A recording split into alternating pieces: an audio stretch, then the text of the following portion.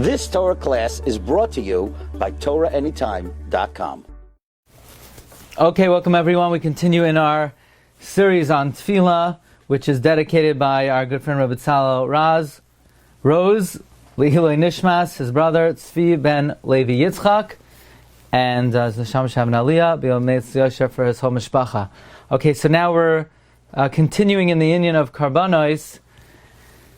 We spoke last week about the Parshas HaTamid and why the Parshas HaTamid is not mentioned in Shemoneh Esrei, and we mentioned from the Noda B'Yehuda, and that's because since Shemoneh Esrei technically could be recited all day long, if the Tamid would be there, it would not necessarily be appropriate for it to be mentioned more than once a day. Now we're going to talk about the concept of Eizehu Mekoman, the subject of Eizehu Mekoman. The Shulchan Aruch tells us, Hatam, Lama Oimre Mishnah Eizehu Mekoman. Why did they select to say Eizehu Mekoman? So a very interesting mechaber. Kavu lishnois achar parshas hatamid, perek Eizehu Mekoman. They're koivea to learn after the tamid, Eizehu Mekoman, ubraisa Rabbi Shmuel. Why? Kedei sheyizke kol adam lelmoi b'chol yom mikra mishnah u'gemara. We want every Jew to be zoicha every day to have chumash, to have mishnah, and to have gemara. The braisa of Rabbi Shmuel have a b'makam gemara. The braisa of Rabbi Shmuel is in the place of gemara. Shaha medrash ke gemara. Medrash is like gemara. By the way, where do we see medrash is like gemara? That's mamish what we just learned, that the gemara on Yud Aleph Amud Beis brought a raya, you say Berachas HaTorah, from the fact that Berachas HaTorah was made before medrash. Now, I'm going to share with you the question I had on this, and that is, didn't we already fulfill this by, after Berachas HaTorah, saying, Yivarechecha, Elu Dvarim, which is a Mishnah, and then Elu Dvarim, which is a Gemara in Shabbos. So, haven't we already accomplished this? But in any event, interestingly, the Mishnah Berurah brings down from the Shla. And we said Yivarechecha, right? That's a pasuk in the Torah. Yivarecha is a pasuk, and Elu Dvarim is a Mishnah, and then Elu Dvar again is based on the Gemara in Shabbos. So the Shla writes, when you say Eizehu Mekoman or Babem Adlikin or Pitmak Tiferes, you should sing it in the nigun of Mishnayos. So we learn from here something interesting, that the same way Chumash has trop, Mishnah had a specific nigun. In fact, they say Rabbi Yashiv used to learn Mishnah to this special nigun. In fact, there's a Tiferes Yisrael, I believe in Erechin, that says when the Gemara says Chesurei Mechsera v'hachi katani, that the Mishnah is missing words, this is what it means to say. How could you say the Mishnah is missing words? So the Tiferes Yisrael says because it had a specific nigun, and sometimes words would not fit into the nigun, so they would take out the words. That's the pshat in Chesurei Mechsera v'hachi katani. Okay. The Torah says, "V'kavu lishnois mishnah Eizehu Mekoman u'braisa de Rabbi Shmuel shel shalish esrei midos," after the Talmud, because of what Rav Safra says in the Gemara in Kedushin, "La'olam yishalish adam shnoisav shlish b'mikra, shlish b'mishnah, shlish b'talmud," and the Gemara says, "What? So you spend your first 40 years on Chumash, 40 years on Mishnah, 40 years on Gemara? Nobody knows how long they're going to live. Maybe you'll never make it to that age." Does a person know how long they're going to live? Umashani, the Gemara answers, this is only needed for the day. Medrash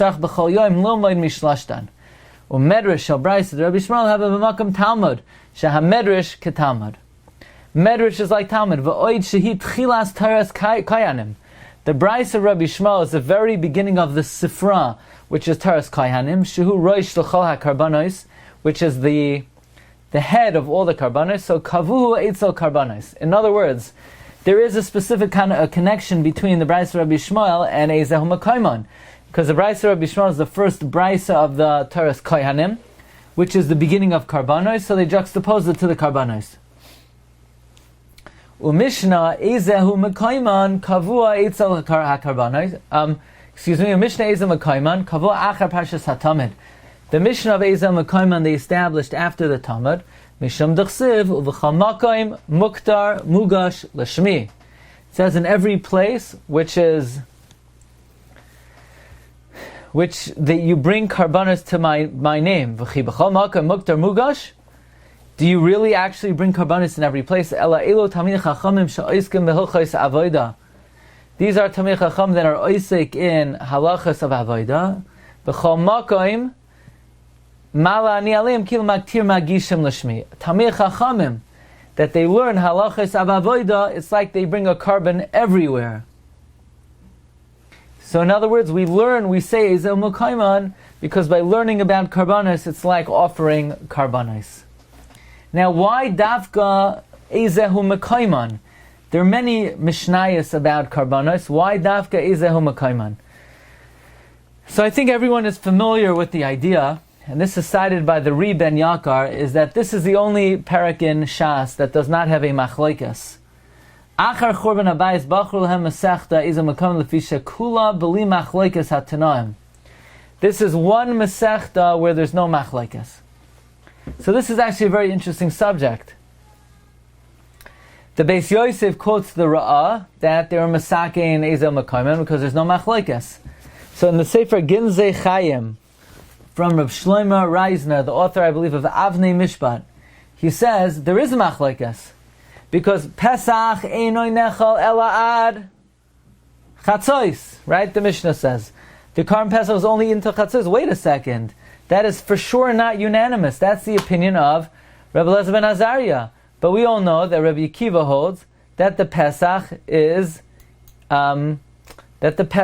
eaten ad alois hashachar. So how could you say Eizehu Mekoman doesn't have machlokes? Sure, there's machlokes. It's saying the halacha is like Rabbi Elazar ben Azariah. The hikshu the yesh machlokes the bahad the Pesach eino nechal elad chatzos v'loi kasha midi. This is not shver. The hakavana the ba'osei parak chashiv hilchos halachas psukos. What it means is Eizehu Mekoman is the one parak. It just says definitive halacha and it doesn't mention machlokes. It definitely refers to halachas that may be the subject of machlokes, but in the perek there is no debate. It brings the definitive halacha. Imkein halacha brura. This is clear halacha. K'damrinu b'bava kama daf kuf beis de b'may dechashav v'kol al kol inyanim diyaday al tachtayna b'reish perek hasech se'umna mashna dekein halacha. We know that when a Mishnah quotes something in a certain fashion, that's indicative of if we paskin that way. So too, it's included everything mentioned in Eizehu Mekoman is the halacha psuka. Now comes the Tiferes Yisrael, and he adds another interesting nekuda. Contrary to popular belief that Rebbe wrote the Mishnayos, it's really incorrect. Rebbe did not write the Mishnayos. This cannot be reiterated enough. It is a mistake to think Rebbe wrote the Mishnayos. In the times of Moshe Rabbeinu, they had Mishnah. Some of it was even recorded. According to the Gemara in Chagiga, they actually had a much larger corpus of material. Rebbe condensed the Mishnayos, and he consolidated the Mishnayos. And the way he did it was, he took out much information, and really the Kahal Kadosh writes, this is the real explanation for Chisurei Mechzura B'Hachitani. Our Mishnah is missing words, but it said those words in the original Mishnah, and this is how it used to read. So there is an original text of Mishnah that dates back, according to many, even to Sinai, even to the Midbar. Eizehu Mekoman are the original words of Mishnah. Meaning, what's unique about Eizehu Mekoman, we don't know for sure. Other Mishnayos, divrei this, divrei that, divrei this. But we know Eizehu Mekoman is the original text of the Mishnah going back to Moshe Rabbeinu. Oid nirali de muchach mikan de kol perach zeh mi de ein boy machlokes. Since there's no machlokes in Eizehu Mekoman, he miloshin mamish. This is the exact text that was given from Moshe Rabbeinu from Sinai. So you'll say, what is the raya? By one of the karbanos it says, this is nechal lefnim min haklaim. You could eat this carbon within the curtains. Huh? within the curtains. If the Mishnah was written in the time the Beis Hamikdash stood, it should say within the wall. What do you mean within the curtains? They only had curtains in the times of Moshe Rabbeinu in the Mishkan. This is indicative of the fact that Eizehu Mekoman, the words are of most ancient origin. Because we want to say the words of the original text of the Mishnah. That's quite an amazing idea. Rabbi, wouldn't there have been curtains also in the Mishkan, like and Shiloh and in the other Makomos prior to the Mikdash? Possibly, but that wasn't one of the choices of when the Mishnah was written. In other words, either the Mishnah was written in times of the Tanoim, or the Mishnah always existed. But yeah, right? So in the Sefer Nefesh Chaya, the Nefesh Chaya was written by Reb Ruven Margolius, the author Margolius Hayam. And he says, look in the Tiferes Yisrael, who says, Eizehu Mekoman was taught b'mei Moshe when the Mishkan stood. And the Raya is, it says, V'necham lifnim min haklaim. But, says Reb Ruven Margolius, Ulam hein kvar heir atoisus yomtiv bezvachim, al asher yimtza boi v'necham b'chol ha'ir. He says, what are you talking about? The Mishnah wasn't written in times of Moshe because we have another statement. It could be eaten in the whole city. That clearly is not referring to when the Mishkan stood. That's clearly referring to when the temple stood. When the Beis Midrash said, Amnam l'daiti nishna perak zeh bimei aliyas Bavel. In my opinion, Mishnah was taught when they went up in the times of Bavel, B'tchilas hiskoinenusam be'eretz, when they started rebuilding land, Kisha Rabbi Elazar, the Gemara says, Rabbi says, Shamati kshe boinim beheichal, oisim kloim laheichal klolim la'azaros. When they first built the heichal, they had to make kloim, because they didn't have walls. Amar Rabbi Yehuda, Shmamish Makriven Aflishin Bais Banoi. And we have this in Idios, Uklolim Da'avlitz Niyusa. That's when this Mishnah was taught. Because it says kloim and it says ear. So I think the Nefesh Chaya, based on the Tosas Yom Tov, sort of challenges this idea of the Tiferes Yisrael that this Mishnah was the original words are from the times of Moshe, because yes, it says kloim, but it also says b'chol ha'ir. So let's conclude with a very interesting analysis of Reb Shimon Schwab. He says, Perak Eizehu Mekoman, it was the 5th parak of Zvachim, and it's brought in the Siddur Tefilla of Rav Amram Goim, like Tosfos says in Kedushin, Daf Lamed, that it was arranged in the Siddur of Amram, Kamoisha Anu Noyagin Loimar Koidem Sukkah de Zimra Mikra Mishnah Gemara. Tosfos says that? Someone open up a Tosfos in Kedushin Daf Lamed. Do I have a Kedushin here? I don't know if I have a Kedushin. Tosfos Kedushin Daf Lamed. Does Tosfos quote Rav Amram going? Okay. V'hinei kedei sheyachshiv lelimud. Now, very interesting. And the Karban Nesanel says that Mikra is the Tamid, Mishnah Zemum Eizehu Mekoman, and Gemara is the Brais Rabbi Shmuel. Now here's the thing. If you daven Shemona Esrei, and besides the first bracha, you just say the words and you don't know what you're talking about, and you ask the guy, what are V'lam Malshinim? Yeah, V'lam Malshinim, those are jelly beans. And you say, and what does it mean, Rishalayim Ercha Barachim Tashav? I don't know. Rishalayim Ercha Barachim Tashav. It means God rebuild the wall of China. Are you yotze in the midst of Tefilla? I think so. You don't have to know what the words mean. You're not required to know what the words. Just say the words. Just the first bracha of Shemona Esrei. I don't know. Maybe if you think it means something else entirely, I don't think you have to know what the words mean. It's still Tefillah. When it comes to Chumash, let's say you say words of Chumash and you don't know what it's talking about. Do you get Schar Talmud Torah? You bet. But let's say you learn Mishnah and Gemara, you don't know what it's talking about. Do you get Schar Limud? No. Tar Shabbat Peh you must understand. Now, if the purpose of Eizehu Mekoman is to be learning, if you don't know what it means, you're not doing anything. So, says Reb Schwab that for it to be considered learning, you have to know what you're talking about. This is not like prayer, that someone who says the words, and he honors Hashem in his lips, but his heart is not with him. Even though it's, yes, a very big deficiency, your words have chashiv, meaning, like we've said in the past, the Anshe Knesset Agdola endowed nuclear energy into the words, so whether you understand it or not, you're activating the words. But when it comes to Mishnah, lot says chiyuv limanat Torah, how could you call limud if you don't understand? And that's why the Shla says, you need to say Eizehu Mekoman with the nigun of learning. That's what we started with. Why should you say Eizehu Mekoman nigun shalom? Because you're learning. You're learning. And if you're not learning, in other words, someone who just rattles through Eizehu Mekoman and doesn't know what he's talking about should not say it. Why?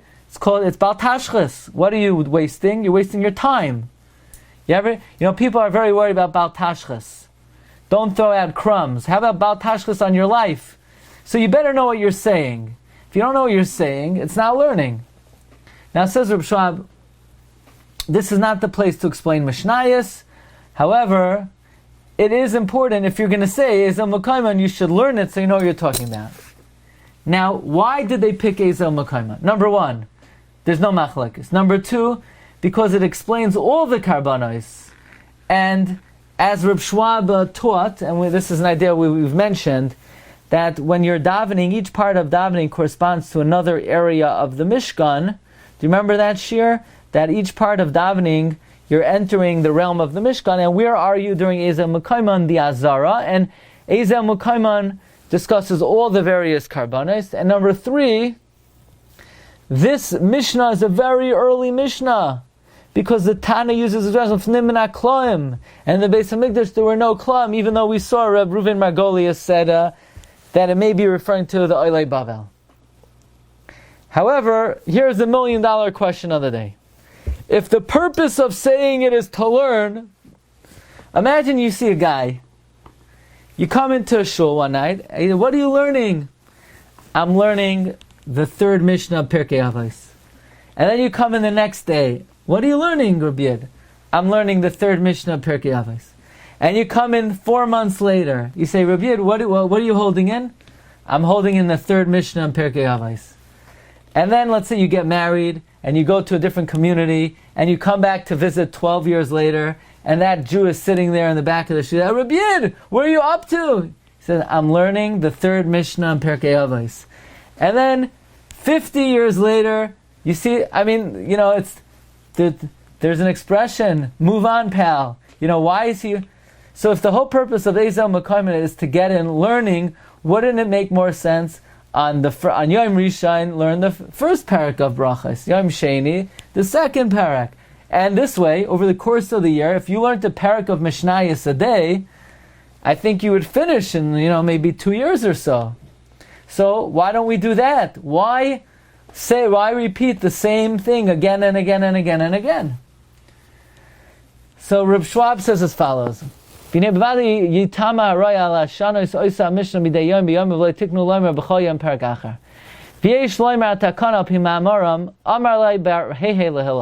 said to Hillel, what does it mean? B'shaftem or isem bein tzaddik l'rasha bein oived l'kim l'ashar avadoi.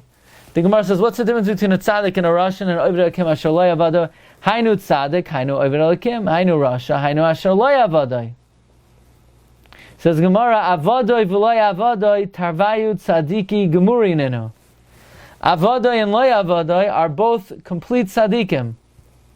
But einoi doime, someone who learns his parak 100 times, to someone who learns 101. So ask Reb Schwab the famous question: Really, there's no similarity between someone who learns 100 and 101. I would think that they're quite similar. In other words, if there were 100 people in a shul and one guy learned something 100 times and one guy learned something 101, those guys got to be the most similar people in the shul. But the answer is, in the times of the Tanam and Amaram, they learned everything about Peh. And therefore they needed to chazer everything a lot of times so they wouldn't forget it. Not like us. We don't have to chazer so much because we have it in the books. But they had a chazer to memorize it. Now, that's why it's called girsa. Girsa means review, review, review, review. How many times do you need to review something to remember it? So says Reb Schwab, 100 times. Now I tell you the truth, Kabbalistically, I don't know if this holds true. Because there is a concept, the malach that helps us remember is Michael, who's 101.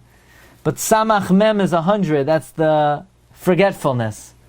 But Reb Schwab is articulating that 100 times helps you remember. Based on the Gemara, what it says in Shulchan Aruch, that if you're Mesupik, if you said Mashmar Gashem, you go back. But if you already said it 30 days, you don't have to go back because you're ready Ragil.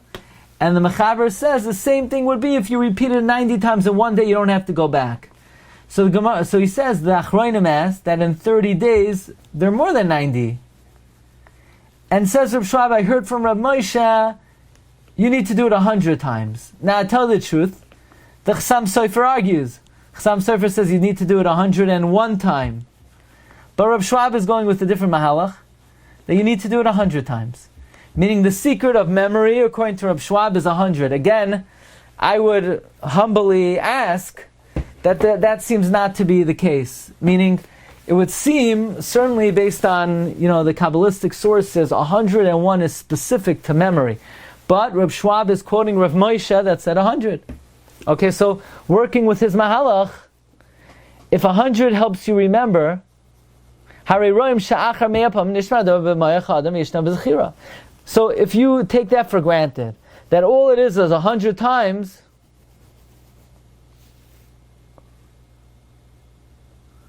then you're going to remember. Now, if someone learns 100 times, did they learn Lishma or did they not learn Lishma? For the first 100 times, there is an element of Shaloi Lishma. What's the element of Shaloi Lishma? Maybe I just did it to remember. But I didn't do it mamish Lishma to learn just to learn. I learned for a reason. So the first 100 times are Shaloi Lishma. What's the time that signifies I'm learning Lishma? That's 101. 101 is the Lishma. There is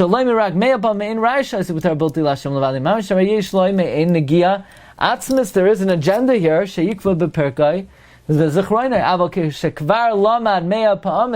When you already learned 100 times,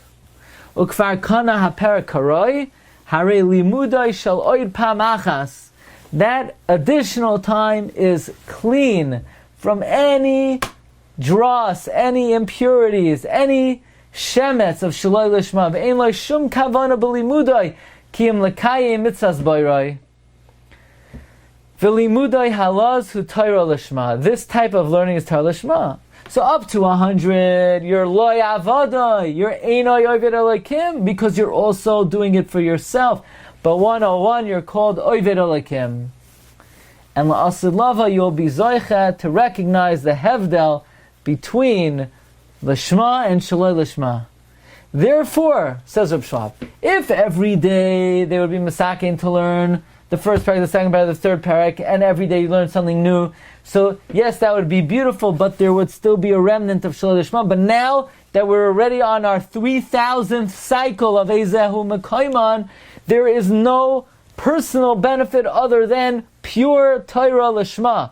So Chazal wanted to ensure that every day of one's life, look, we all learn every day, and we have shiurim, but maybe the shiurim we're learning, it's interesting, I never learned that before, it's exciting, but to learn the same exact thing when I get nothing out of it other than it's pure Torah for no ulterior motive, so that ensures that we we have that every day. And actually, that's actually a very beautiful reason. In other words, you could ask, so maybe we don't have, somebody who learns, maybe doesn't have to say this, but there is a certain maila of Torah Lishma. V'chein yeshamar al mashal v'chein tiknu lumay b'chol yom oisei ha'para kedei she'limudenu yoser mimei ha'pa'amim.